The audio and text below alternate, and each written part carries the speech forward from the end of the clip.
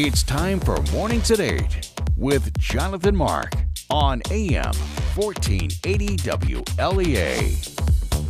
Oh, yes, and here we are on a Thursday morning, 5 minutes after 8 o'clock Thursday morning, Thursday, practically Friday. One more little day, and there you go, there is the weekend. You know, Brian had a couple of news stories on here. You know, there was a drug bust in Livingston County. The sheriff's department up there found fentanyl and crack in a car. Here you go. And there was a drug bust in Bath. We have fentanyl, crack, opioids, meth. It never ends. I mean, it never ends. As hard as law enforcement works, there are more and more drugs. They just keep coming, and good luck. Also, Assemblywoman Marjorie Burns is going to be on the Newsmaker program this morning, and she, you know, I think that she's a very articulate and concerned person, and that she should be a very, very, very good guest coming up in about a half an hour or so, so that should be good too. Well, kind of gloomy out there this morning. Okay, fine. Hey, it's that time of year. Here we are. Sort of a gloomy morning, but in here it's nice and bright. We have lots of sunshine. Actually, we have all the lights on, so it's a little brighter in here, so it should be very good. Well, I'm not going to bore you with telling you more about our granddaughter and how she set up shop in her dorm in Alfred State College yesterday. So I told you about that. But now, when we did, Patty, my wife, and I, and her mother, our granddaughter's mother, and all that, we were there yesterday, and just a few observations I made. Number one. The excitement, the electricity, the anticipation at Alfred State was palpable. You have hundreds of students and parents and all that going here, there, and the other place and moving students in. It was very, very exciting. I mean, really exciting. It's always a great time of year when school starts, you know. And being on a college campus is just, I mean, it's so energizing. It's so energizing. You could feel the energy of youth, especially for an old guy here. It's wonderful feeling that youthfulness, you know. It's very, very cool. And I think that anybody who attends either Alfred State, I made this observation yesterday afternoon, anybody who attends Alfred State or Alfred University across the street, AU, has got to be in good shape. I mean, you have got to be in pretty good shape if you attend there, or maybe you teach there or work there or something, because it's all hills and it's all uphill. I mean, it's the strangest thing. But now we were on the Alfred State side. Wherever you're going on the Alfred State side, it's all uphill. I mean, it's weird. I would say about probably maybe 15 minutes after getting there, I realized that everything is uphill. It's like you're in the middle of remember M.C. Escher? He was a Dutch artist, a graphic artist. His prints were absolutely amazing. The guy had an amazing imagination.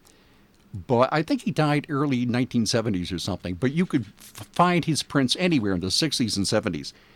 And his prints and drawings are all optical illusions. And if you've seen an M.C. Escher print, you will never forget it, because they're wonderful, mind-blowing optical illusions. And that's how I felt at Alfred State yesterday, because wherever I went was uphill. That's impossible. How can everything be uphill? Something's got to be downhill. But no, everything was uphill. So in no time at all, I'm going, okay, fine. Okay, I'll be there. It's no problem. We'll just keep going. And you're going somewhere and it's uphill, and then you're coming back and it's still like uphill. It was really weird. I mean, it was really strange. So granddaughter's going, come on, Grandpa, come on, Grandpa. I'm going, I'll be there in a second or two, or maybe a half an hour or so. I will get there eventually, I promise. So that's how that went. And it was actually at the end of the visit, I had like a touch of vertigo because everything was uphill. Even coming back, it was uphill. Well, anyway, so that's how it went, and it was a lot of fun, and off we go. The school year will start any second now. Okay, let me see. What's new? What's new here? In the mainstream media. What's new in the mainstream media? And when I say that, in other words, what I'm saying is what's wrong with Trump now?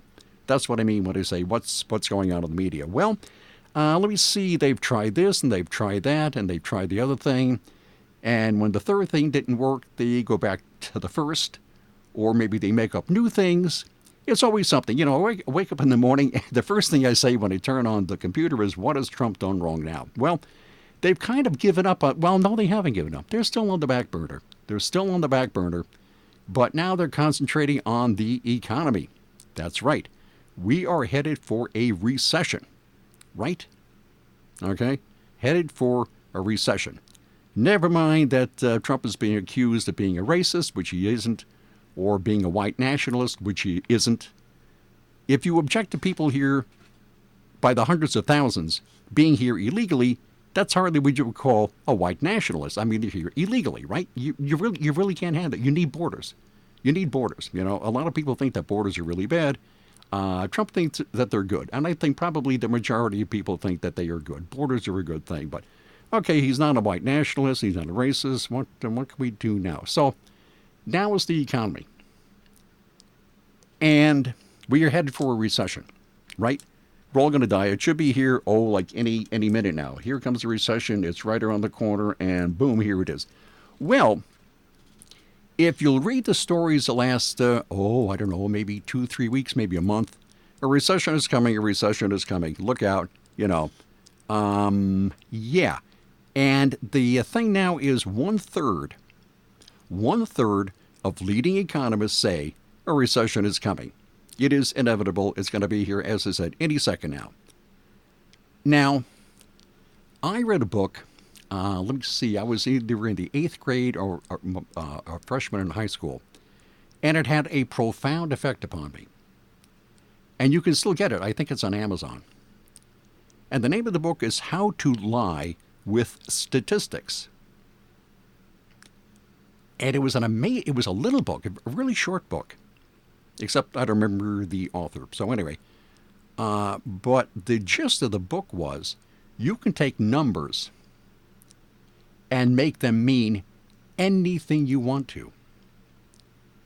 You can take all kinds of statistics, turn them upside down, make them go sideways, pile them up like this and pile them up like that, and turn them around like this, and eventually they will show what you want them to show, right? How to Lie with Statistics, a great little book. And so we say, let's see here. 1/3 of leading economists, that's the headline, 1/3 of leading economists say a recession is right around the corner. So you turn that on its head, let's say, and instead of saying 1/3 of leading economists say a recession is, it's going to be here any second. How about you turn it around and say 2/3 of leading economists say a recession is not imminent? How's that? It's a little more optimistic, I think. So, as I said, it's all according to how you interpret all these numbers. And it depends on how you interpret it, how you word it. Wording is very important. So it all depends on the message that you, meaning the mainstream media, want to put forth. So 1/3 of the economists say a recession's coming, but 2/3, which they never say, 2/3 say it's not imminent. So what do you think? I don't know. How to Lie with Statistics. And anyway, when you think that in the 2.5 years that Trump has been president, the economy has been just rolling right along like a freight train. I mean, like a freight train. So at some point, there's going to be a pullback.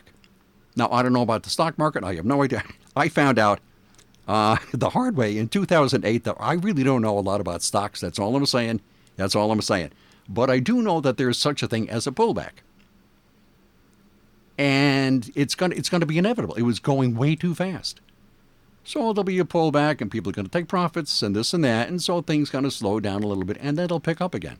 I bet they will. I really bet they will, So, as I said, the mainstream media criticizes Trump for this and they criticize him for that and something else. And then they go round and round and round and round and round. And now it's the recession. Okay, fine.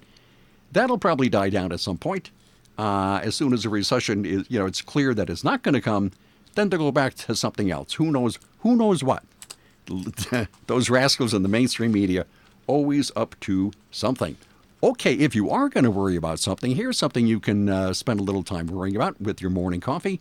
How about asteroid the size of the Washington Monument will fly past Earth this month? You want to worry about something? There you are. And that's coming up, let me see, when will it be here? Next Wednesday, August 28th. So apparently this asteroid, let me see, it has a name. What's the name of the asteroid? 2019 OU1. Anyway, that's going to fly safely past the Earth on August 28th, coming within 639,000 miles of the planet. Now, the moon is 250,000 miles away, is 250,000.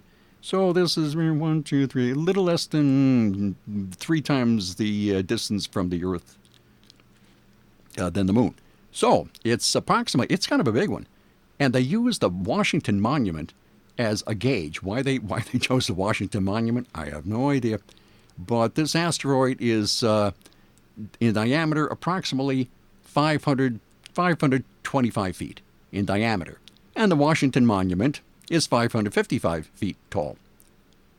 So it's a little smaller in diameter than the Washington Monument, and it's moving, I think, about 8 miles a second. That's pretty fast. So it's called a near-Earth object. A near-Earth object. So it's going to come within 639,000 miles, and you can worry about that if you want to for a while.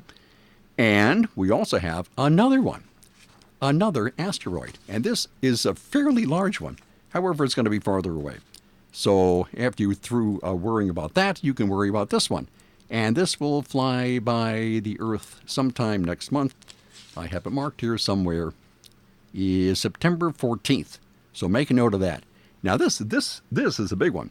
This is from BGR. Some astronomers have suggested that Earth is overdue for a large asteroid impact, and that we're living on borrowed time, yes sir, until we can shore up our planetary defenses to protect us from a true planet-killer space rock. With a potentially mile-wide asteroid, mile-wide, that's a big one, headed to our neck of the woods in September, that notion may be enough to make your palms sweat. No, not really. But it seems luck is on our side once again. Whew, wow, okay. Now this one has a name. Okay, let me see. The name of this object is 467317 2000 QW7. That's pretty snappy. I mean, why don't they name it Bob or Frank or something? No, it's 467317 2000 QW7. I think Bob would be shorter and easy to remember. Anyway, the space rock is estimated to be anywhere from around 3,000 feet to nearly 1.5 miles wide. That's a big asteroid. And let me see, the good news is that we shouldn't have to worry about this particular asteroid, at least right now. The rock is expected to safely pass Earth at a distance of over 3 million miles. So that would be 12 times the distance from here to the moon. So that may seem like an incredibly huge miss, it says here, but it's actually quite close in the grand scheme of things, and it's enough for NASA to consider it a potentially hazardous object. This asteroid shouldn't pose a threat during its closest approach on September 14th, and we won't be seeing it again around Earth for some time afterward. And based on its observed orbit, the future Earth orbits estimated by researchers, the rock's next closest approach won't come until October 2038. Whew, so we can rest until 2038. That's good. And even then, it'll pass at a considerably larger distance than it will in a few weeks. So, scientists around the world have been working on plans that could potentially save Earth from a devastating asteroid impact. But right now, they're little more than untested theories of what might work. Going forward, it says here, planetary defense will be more of a priority than ever, and we'll need some kind of a system in place that will give us a shot at defending ourselves from objects like asteroids. Huh. Now, this BGR also has a newsletter. And you can follow BGR, the newsletter, on Facebook, Twitter, and Instagram. So I think that's kind of interesting, as there really is an interest in protecting us from asteroids. And I guess it wouldn't be too good an idea to be hit by an asteroid. It could cause a lot of damage real quick. And what else have we here? This is a little closer. This isn't an asteroid, but this is just about as creepy. I mean, this is weird. This is from Fox News. A woman and her husband were out on Lake Champlain here in New York, and they were fishing. And this woman caught a fish, and there's a photograph, big. This is a big photograph. There's no mistaking it. This fish has 2 mouths. 2 very distinct mouths. One on top and one on the bottom. And it is one of the most creepiest things. Gah! Anyway, so she's out fishing on Lake Champlain with her husband. And what was her name? Debbie Geddes.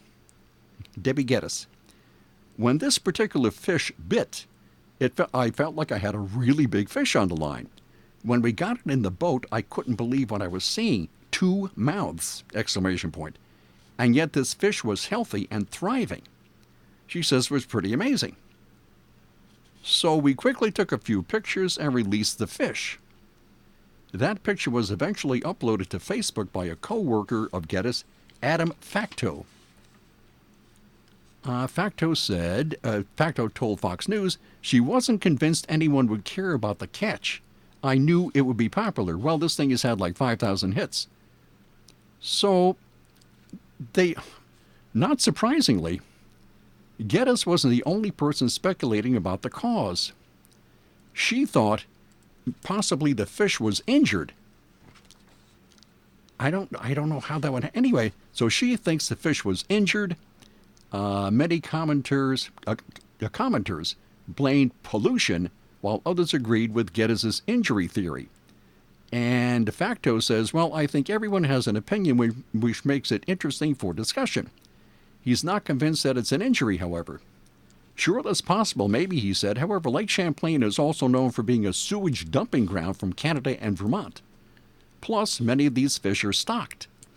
So you've got to see this photograph. I mean, this is a head-on shot. There's a clear mouth on the bottom, and there's clearly a mouth on top. Right, see? I mean, it's totally creepy. Okay, well, there we go. Yes, insurance. Everybody needs insurance. Oh, yes. The Ryan agencies. There is no better than the Ryan agencies. They have offices in Hornell, Jasper, and Wellsville. I think I've mentioned that. They're smart, they're local, they're independent. In other words, they choose from a number of insurance companies to try to find the best company and the best rates for you. It's like having your own personal insurance shopper. They offer sound, unbiased advice. They're insurance experts. They're friendly, they're local, they know the area. Chances are they know you because they're local people, right? Okay? So they also have a website called RyanAgency.com on which you can find a whole bunch of stuff. The Ryan Agencies. From the Fox Business Network, Airbus could be facing an investigation into one of its jumbo jet models. Reuters says investigators probing an engine explosion on an Air France A380 jet in 2017 are studying a possible manufacturing flaw. No one was hurt in the explosion. The jet made an emergency landing. The investigation is into a cracked fan from the plane. Shoppers appear to be focused on deep discounts. Target reported a strong quarter, but Nordstrom's profit declined in the period. Sales were down even during its anniversary sale and at its Nordstrom Rack stores. Though the Federal Reserve agreed to lower short-term interest rates by 1/4 percentage point last month, minutes from that meeting indicate it wasn't planned as the start of multiple rate cuts. The Dow was up 240 yesterday. NASDAQ added 71, S&P up 23. With the Fox Business Report, I'm Jenny Cosola. Prescription products require an online physician consultation and are only available if the physician determines a prescription is appropriate. See website for full details. Hey guys, good news. The expensive little blue pill is now generic, which means you can get the prescription medication to treat ED at affordable prices. And now get your first month's supply for just $5 at 4hims.com/joy. Hims connects you with real doctors online who can prescribe the medication. And a pharmacy sends it right to your door. So easy. To get your first order for just $5, you need to go to 4hims.com/joy. That's FORHIMS.com/joy. Today at Simmons Rockwell Ford, drive away in a new Ford F-150 lease for only $339 a month. A new 2019 F-150 STX Crew Cab 4x4 equipped with a 2.7 V6 EcoBoost engine, running boards, 20-inch alloy wheels, lease with no money down and Ford Trade Assist for $339 a month for 36 months. Only tax and DMV fees are due at signing. Shop Simmons-Rockwell.com. Okay, and this one comes from my ever-expanding folder called However Did We Make It This Far as a Species? This is something called For the Win. Yellowstone tourist walks up to Old Faithful, that geyser, for a photo. A visitor at Yellowstone National Park brazenly, it says here, brazenly walked to within 20 feet of Old Faithful to take a photo as other tourists waited patiently for the iconic geyser to erupt Saturday afternoon. Devin Bartolotta captured video of the man walking back from his misdeed, which almost certainly will result in a fine and possibly other penalties. Apparently, most in the crowd at first believed the man to be a ranger and wondered what in the world he was doing. He got probably within 20 or 30 feet of the actual geyser, and he stopped pulling out his cell phone, and he took a picture, Bartolotta said. That's when everyone realized he was not a ranger. The whole crowd started booing. He was well within the danger zone of this being a potential life-threatening situation because it could have gone off at any time. If that had started a gurgle and spit a little bit before he walked up there, so it really could have been a really bad situation if he had been a second or two in the wrong time. Old Faithful erupts every 25 to 120 minutes. That's sort of a large window there. Anyway, Old Faithful erupts every 35 to 120 minutes, spewing 3,700 to 8,400 gallons of boiling water, 90 to 184 feet in the air, for 1.5 to 5 minutes, if you got that straight, okay? The temperature of the water at the vent has been measured at 204 degrees Fahrenheit. That's just about boiling water. What's boiling? 212, I think? Yeah, 212. So the water is 204 degrees Fahrenheit. Bartolotta stated on her Twitter post that park staff followed the man until rangers arrived. And she added, how does somebody get so bold that they risk life and damaging protected public lands for a cell phone picture? That's how we are. That's right. The ignorance and ego is unreal. Okay, I'll agree with her there. She also stated that the man flipped off the booing crowd. Okay, let me see. The local justice system doesn't take kindly to tourists breaking the rules. Last month, a man who walked off the boardwalk and across the outflow stream of Grand Prismatic Spring in Yellowstone was sentenced to 4 days in jail and a $1,040 fine. So there you are within just feet. I mean, just scant feet from something that might possibly erupt in a long, big window every 35 to 120 minutes. And he takes a cell phone photo of it. There you go.